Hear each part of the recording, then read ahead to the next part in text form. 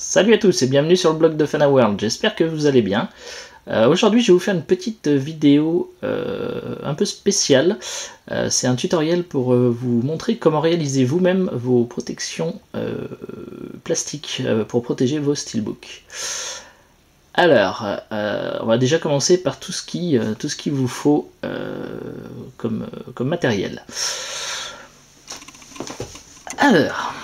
Bon, donc ça, déjà un steelbook, mais ce sera pour tout à l'heure. Quoique si, je vais vous faire voir vite fait. Donc du coup, la protection en elle-même.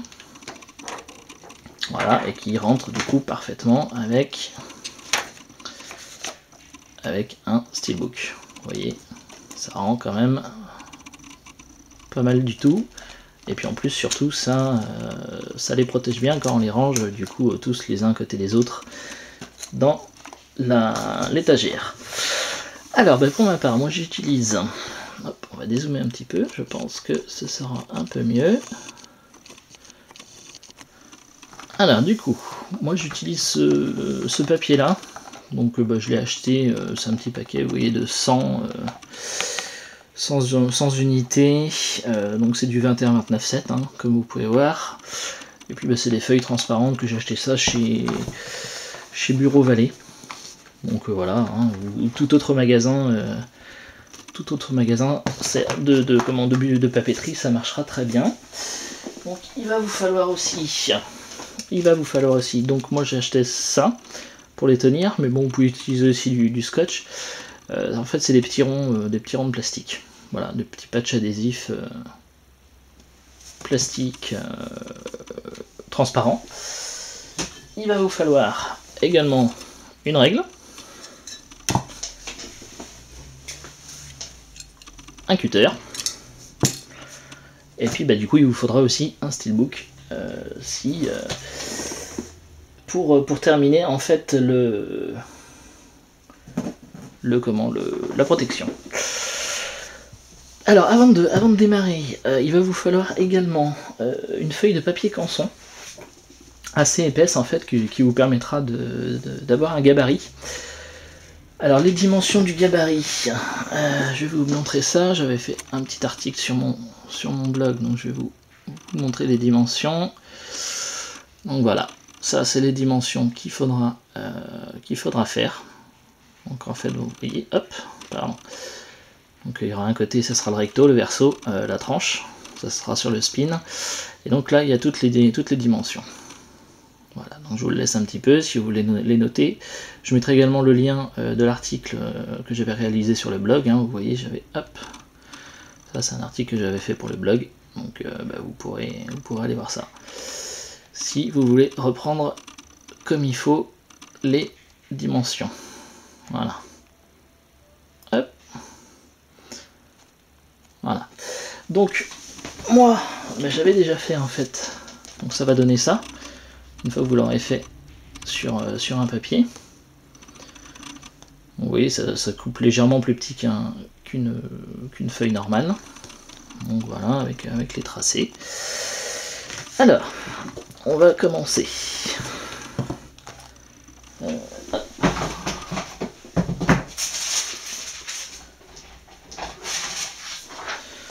Donc vous prenez déjà une feuille transparente.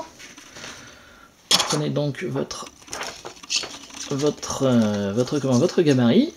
Vous positionnez bien donc sur les bords ici, tout le long, et aussi de ce côté-là, pour bien la plaquer. Alors attendez, hop, on va faire un peu de place ici. Donc vous mettez ça bien bord à bord. Donc vous coupez le surplus, en fait, vous mettez avec votre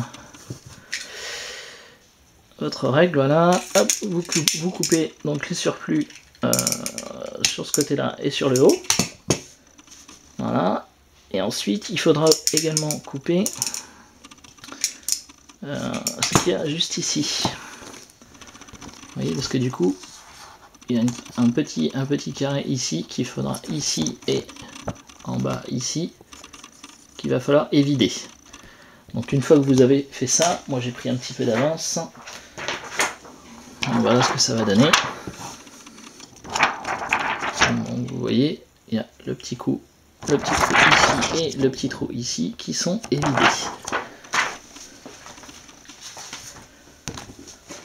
Donc hop, je vous le remets par-dessus pour vous faire voir ce que ça donne. Donc, vous voyez, le petit trou ici a été enlevé, ici aussi. Alors ensuite, vous remettez vos règles, votre règle sur les traits de votre gabarit. Je suis désolé, hein, c'est la première fois que je fais un tutoriel, j'espère que c'est assez clair. Et du coup, vous prenez en fait votre lame de cutter, mais pas sur le côté coupant. Vous prenez sur l'autre côté, donc vous tournez votre cutter pour pas couper en fait, juste pour faire les marques, et vous repassez en fait sur tous les traits. Donc ici, sur les traits, donc ici, ici, ici, ici, ici et ici. Donc une fois que vous l'aurez fait, hop, moi j'avais pris une petite feuille que j'avais fait avant. Donc une fois que vous avez fait ça, en fait, voilà, c'est juste pour que... Alors, du coup, c'est vrai que c'est transparent, ça se voit pas super bien, voilà. Bah, du coup, on a fait le marquage, en fait. Ça fait un pré-pliage. Donc en fait, il vous suffit juste... Ouais, je vais vous le faire, en fait, parce que du coup, c'est pas évident à voir. Donc en fait, ça permet de faire comment dire, un pré-pliage, et du coup ça se plie tout seul comme ça, c'est tout de suite bien aux bonnes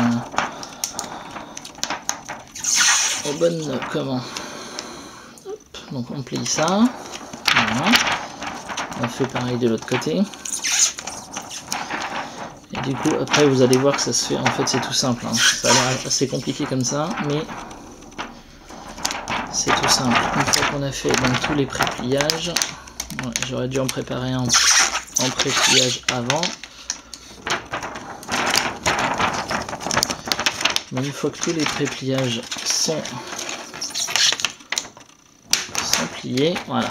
Donc vous voyez, on a bien, on a la protection est quasiment terminée en fait. Voilà. Donc après pour le faire comme il faut, donc il suffit de mettre un boîtier Steelbook. Vous voyez, vous le mettez carrément complètement dessus.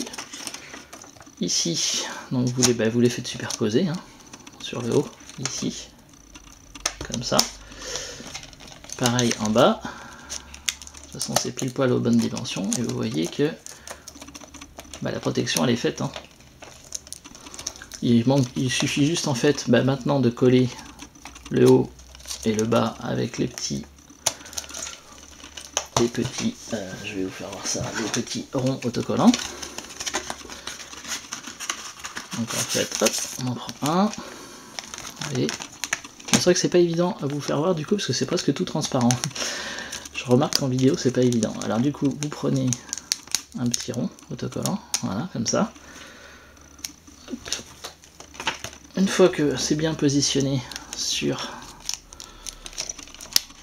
le Steelbook, attendez parce que du coup c'était tout défait, voilà.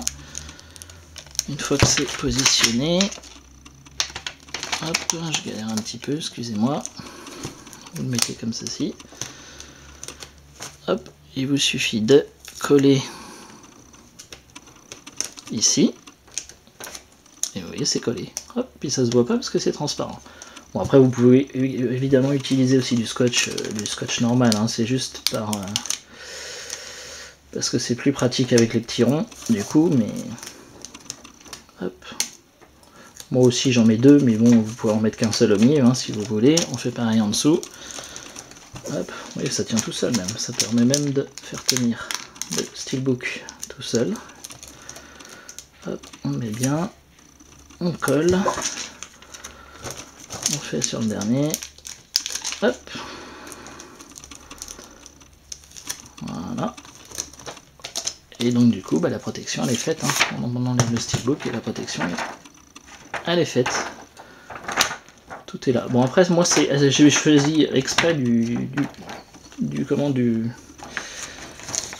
plastique, pas forcément des feuilles de plastique pas forcément très épaisses, mais vous pouvez prendre plus épais, ça fera exactement pareil, hein. Les dimensions seront les mêmes, donc il n'y a pas de souci, hein. Vous voyez c'est pas très long à faire. Bon là j'ai mis 10 minutes, mais plus vous en ferez, et plus vite vous pourrez les faire. Et puis au niveau du coût de revient, ça doit me revenir à peu près à 20 centimes, je pense, par protection. Donc voilà. Donc bon, voilà. J'en ai terminé du coup avec ce petit tutoriel. J'espère que ça aura été assez clair. Si vous avez des questions, n'hésitez pas à me les poser en commentaire. Je mettrai également le lien de l'article sur le blog dans la description. Et je vous dis à très bientôt pour de nouvelles vidéos sur le blog de Fanaward. Je vous remercie. Salut à tous, à bientôt.